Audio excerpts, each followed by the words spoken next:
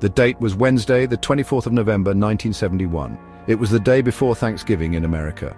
Northwest Orient Airlines Flight 305 was preparing for a short journey. The Boeing 727 was scheduled to fly from Portland, Oregon to Seattle, Washington. Among the passengers boarding the aircraft was a man in his mid-40s. He was quietly spoken and wore a dark business suit, a white shirt, and a black tie. He carried a dark attaché case. He purchased his one-way ticket under the alias Dan Cooper. This name would soon become infamous, though often misreported. The flight itself was only meant to be a brief 30-minute hop, a routine commuter trip for many on board that afternoon. The aircraft, registration N467 US, took off from Portland International Airport on schedule at 2:50 p.m. Pacific Standard Time. The early part of the flight proceeded without incident. Cooper settled into his seat, 18C, in the rear section of the passenger cabin. He ordered a bourbon and soda from the stewardess, Florence Schaffner. He appeared calm and unremarkable to those around him. There was nothing in his demeanor to suggest the extraordinary events that were about to unfold. The other passengers were likely thinking of their Thanksgiving plans, unaware that their flight was about to enter the annals of aviation crime history. The sky was overcast, a typical late autumn day in the Pacific Northwest. Shortly after takeoff, as the aircraft climbed towards its cruising altitude, Cooper beckoned stewardess Florence Schaffner. He handed her a neatly folded note. Schaffner, accustomed to passengers sometimes giving stewardesses their phone numbers, initially slipped the note into her pocket without reading it. Cooper leaned closer and said, "Miss, you'd better look at that note. I have a bomb." Schaffner then retrieved the note. Its typed message was chillingly direct. It informed her that he indeed possessed a bomb in his briefcase and instructed her to sit beside him, which she calmly did, trying to ascertain the gravity of the threat. Cooper then opened his attaché case slightly, giving Schaffner a glimpse of what appeared to be 8 red cylinders connected by wires to a large cylindrical battery. There was no doubt in her mind that the device looked like a genuine and very dangerous explosive. The polite, unassuming passenger had transformed into a serious threat. Schaffner immediately understood the peril faced by everyone on board. She walked to the cockpit and informed the captain, William A. Scott, of the situation. Captain Scott then contacted Northwest Orient's headquarters and air traffic control, relaying the hijackers' claims. The stage was set for one of the most audacious skyjackings ever attempted.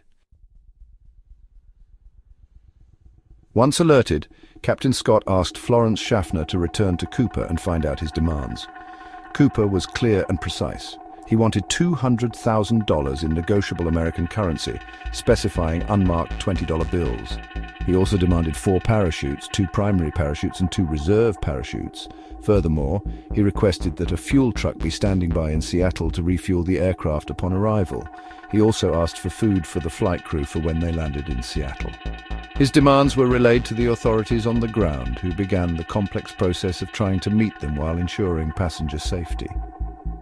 The FBI was immediately notified and took charge of the situation from the ground. Throughout the tense hours that followed, Cooper's behavior remained remarkably composed and almost courteous. He ordered a second bourbon and soda, paid his drinks tab, and even attempted to give Florence Schaffner the change as a tip, which she declined.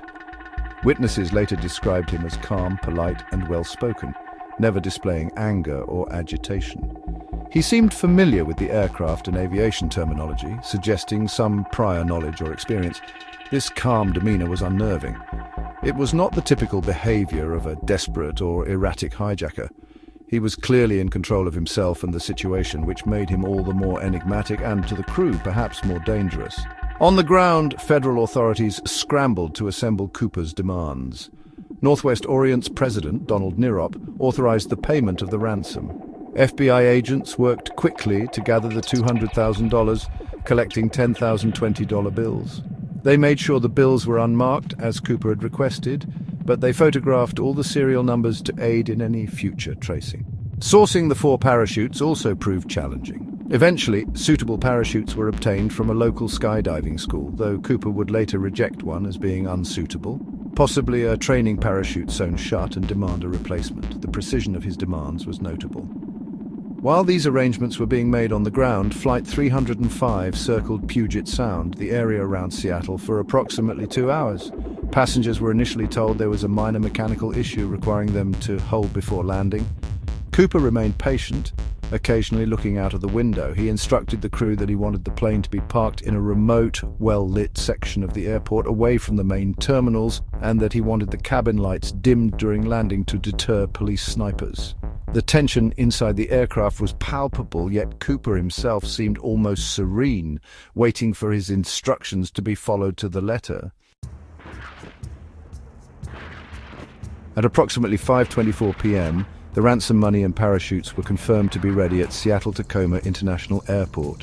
Flight 305 finally landed at SeaTac at 5:39 p.m. As per Cooper's instructions, Captain Scott taxied the Boeing 727 to a secluded, brightly illuminated area of the tarmac. Cooper ordered all window shades in the passenger cabin to be lowered, a precaution likely intended to prevent any observation from outside, particularly from law enforcement marksmen. He was meticulous in managing every detail of the exchange, demonstrating a keen awareness of potential threats and operational procedures, further fueling speculation about his background. The exchange of the ransom and parachutes for the passengers was handled with extreme caution. A Northwest Orient Airlines employee, clad in civilian clothes to avoid alarming Cooper, approached the aircraft. He delivered a knapsack containing the $200,000 and the 4 parachutes via the 727's aft air stairs, a staircase at the rear of the plane that can be lowered in flight. Cooper had specifically requested the use of these stairs. He carefully inspected the contents of the knapsack, checking the money and the parachutes. He appeared satisfied with what he received, though he did question the type of some of the parachutes, showing some knowledge of skydiving equipment. Once Cooper had the money and parachutes, he upheld his part of the bargain. He allowed all 36 passengers to deplane. Among them was a very relieved Florence Schaffner, the stewardess who had been his primary point of contact. 2 other stewardesses also departed. However, Cooper ordered Captain Scott, First Officer William Ratajczak, Flight Engineer Harold E. Anderson, and 1 remaining stewardess, Tina Mucklow, to stay on board. Mucklow had reportedly volunteered to remain, a brave decision under immense pressure. Cooper now had his ransom, his parachutes, and a flight crew to take him to his next unknown destination. The tension remained high as the next phase of his plan was about to unfold. With the passengers safely off the aircraft, the refueling process began. Cooper outlined his new flight plan to the cockpit crew. He instructed them to fly towards Mexico City, but at a relatively slow speed of no more than 150 knots, about 170 mph. He specified an altitude below 10,000 feet, with the wing flaps set at 15 degrees and the landing gear remaining deployed. These flight parameters were unusual and suggested he was preparing for a parachute jump from the aircraft. Flying low and slow would make such a jump technically feasible, though still incredibly dangerous, especially at night and in poor weather conditions. At approximately 7:40 p.m., after nearly 2 hours on the ground in Seattle for refueling and the exchange, Northwest Orient Flight 305 took off again. This time it was headed south, ostensibly towards Mexico City, as per Cooper's instructions. Before takeoff, Cooper ordered stewardess Tina Mucklow to go into the cockpit and remain there with the door closed. This left him completely alone in the main passenger cabin of the Boeing 727. He had tied the bag of money around himself, likely using cords from one of the parachutes. His final preparations for his audacious escape were underway unobserved by anyone. Cooper's last known actions were to lower the aft air stairs of the Boeing 727. This unique feature of the 727 aircraft allows the stairs to be opened and used even while the plane is in flight, a design aspect that would later be modified on all 727s as a direct result of this hijacking. A device known as a Cooper vane was installed to prevent the stairs from being lowered mid-air. The weather conditions outside were far from ideal for a nighttime parachute jump.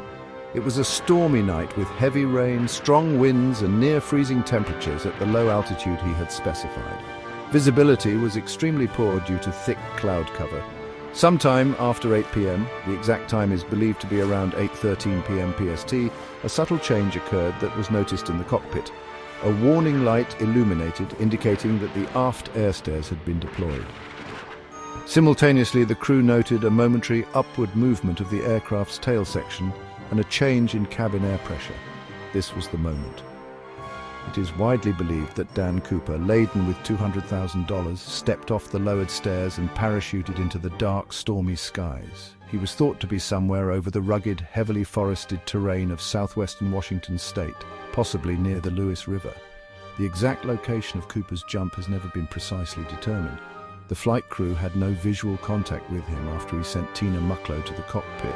2 F-106 Delta Dart fighter jets had been scrambled from McCord Air Force Base to discreetly shadow Flight 305, but they saw nothing due to the darkness and cloud cover. They were also careful to stay out of Cooper's sight to avoid provoking him. When the plane eventually landed, Cooper, the ransom money, save for what was later found, and one of the primary parachutes were gone. He had vanished, seemingly into thin air, leaving behind an enduring mystery. Section 5. The initial manhunt, a nation gripped.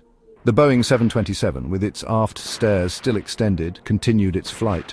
Cooper had mentioned Reno, Nevada, as a possible refueling stop if needed before Mexico City. The crew, unsure if Cooper was still on board or had just feigned a jump, proceeded cautiously. They landed at Reno Tahoe International Airport around 10:15 p.m. Law enforcement officials, including FBI agents, immediately surrounded the aircraft. A careful search confirmed that Dan Cooper was no longer on board. He had indeed jumped. The crew were debriefed, providing as much detail as they could remember about the elusive hijacker. The Federal Bureau of Investigation swiftly launched an intensive and wide-ranging investigation codenamed NORJAC for Northwest Hijacking. It would become one of the longest and most exhaustive manhunts in American history. It was during the initial media frenzy that a crucial error occurred. A reporter trying to get information quickly misunderstood a police source or a wire service report and named the suspect as D.B. Cooper instead of Dan Cooper. This misnomer stuck, and the hijacker has been popularly known as D.B. Cooper ever since, despite the FBI using the correct alias in their official files. An extensive ground search was immediately organized in the suspected jump zone. This area covered a vast expanse of rugged, mountainous, and densely wooded wilderness in Clark and Cowlitz counties in southwestern Washington. Hundreds of U.S. Army soldiers from Fort Lewis, alongside FBI agents, local sheriff's deputies, and volunteers, combed the difficult terrain for weeks. They searched on foot and by helicopter, looking for any sign of Cooper, his parachute, the money, or any equipment he might have discarded. Despite their efforts, the initial searches yielded absolutely nothing. No body, no parachute, and no cash. The weather conditions at the time of the jump would have made survival extremely challenging. As the ground search continued fruitlessly, the FBI pursued other investigative avenues. They interviewed all passengers and crew, developing several composite sketches of Cooper based on their descriptions. He was generally described as being in his mid-40s, about 6 feet tall, with dark hair and a medium build. Agents meticulously processed the hijacked aircraft for forensic evidence. Cooper had been careful, but he did leave behind his black J.C. Penney clip-on tie, a mother-of-pearl tie clip, and 2 of the 4 parachutes he had demanded, one of which was later determined to be a non-functional training parachute. The tie, in particular, would become a focal point for later DNA analysis attempts. Section 6. A cold trail warms the Tina Bar money.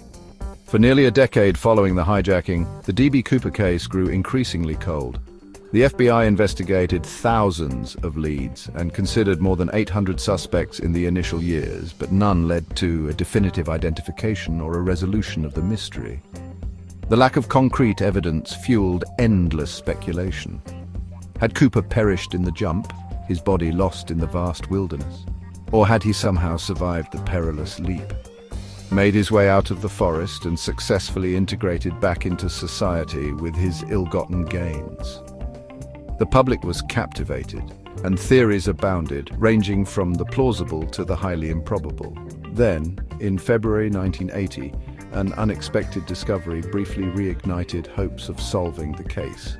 An 8-year-old boy named Brian Ingram was on a family picnic. He was digging in the sand on the banks of the Columbia River at a place called Tina Bar, near Vancouver, Washington. About 5 miles northwest of Vancouver, he unearthed 3 decaying packets of $20 bills. The money was waterlogged and bundled with rubber bands, consistent with how the ransom money had been packaged. This find was a significant development, the first tangible piece of evidence linked to Cooper to surface since the hijacking itself. FBI investigators quickly confirmed that the serial numbers on the recovered bills matched those from the $200,000 ransom given to D.B. Cooper. In total, Brian Ingram found $5,800, consisting of 290 $20 bills. The money was significantly deteriorated from exposure to the elements and being buried in sand and silt. The location of the find, Tenor Bar, was approximately 20 air miles southwest of Cooper's most probable jump zone over Ariel, Washington, but it was downstream along the Columbia River, which drains the region. This suggested the money might have been carried by water currents if dropped into a tributary. However, the discovery of the Tenor Bar money raised more questions than it answered. How did only a portion of the money end up there? Did Cooper lose some of it during his parachute descent, or perhaps after landing near a river or stream that fed into the Columbia?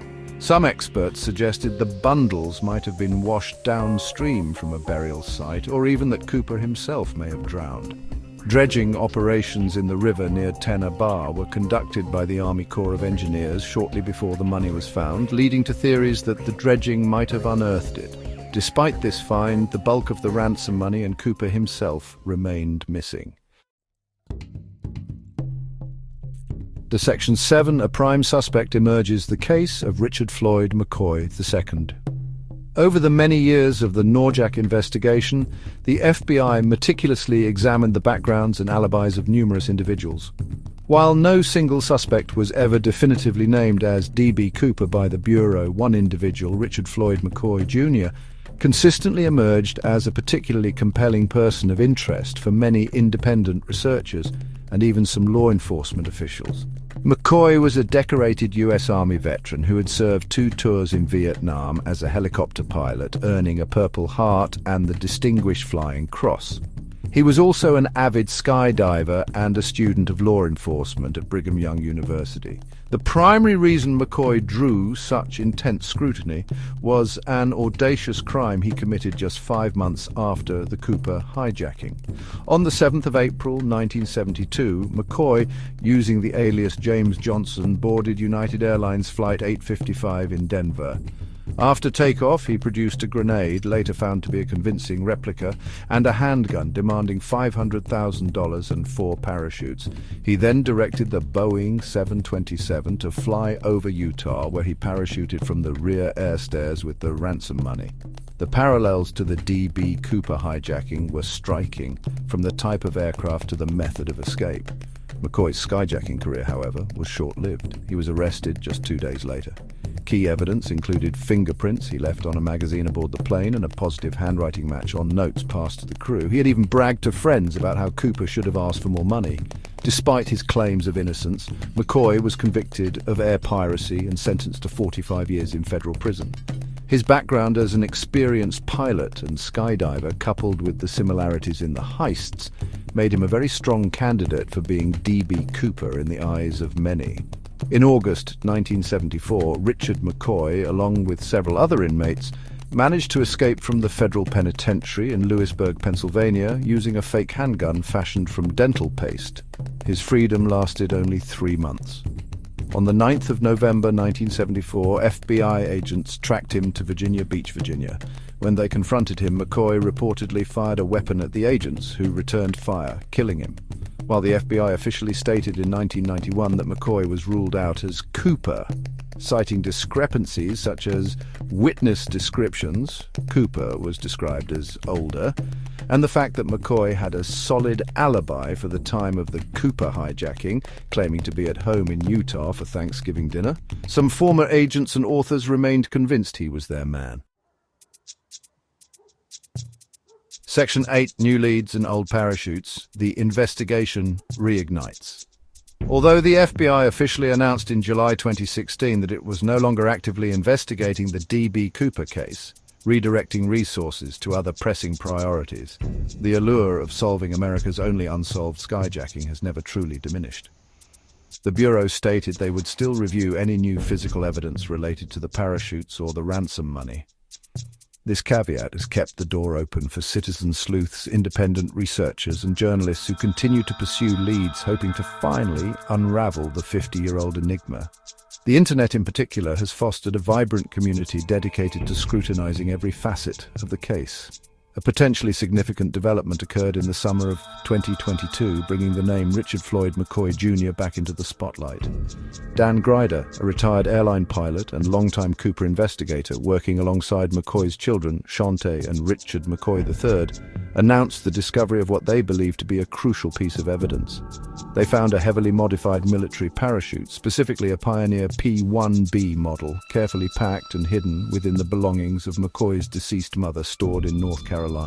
Grider and the McCoy family assert that this parachute, with its specific alterations, is consistent with one that Cooper might have used and strongly links McCoy to the 1971 hijacking. This discovery apparently captured the attention of the FBI. In September 2023, it was reported that federal agents had taken possession of the parachute, along with a harness and a skydiving logbook from the McCoy family. Furthermore, agents conducted a thorough search of the McCoy family property in North Carolina. As part of this renewed investigative activity, Richard McCoy III voluntarily provided a DNA sample to the FBI. The hope is that this DNA could be compared against any trace DNA that might have been recovered from evidence left on the hijacked plane, most notably the black clip-on tie Cooper abandoned. Some reports even suggest the FBI might consider exhuming Richard McCoy Sr.'s body for further forensic analysis if deemed necessary. Meanwhile, other independent lines of inquiry continue. Investigator Eric Eulis, who has dedicated years to the Cooper mystery, has focused on analyzing microscopic particles found on Cooper's tie by scientist Tom Kay.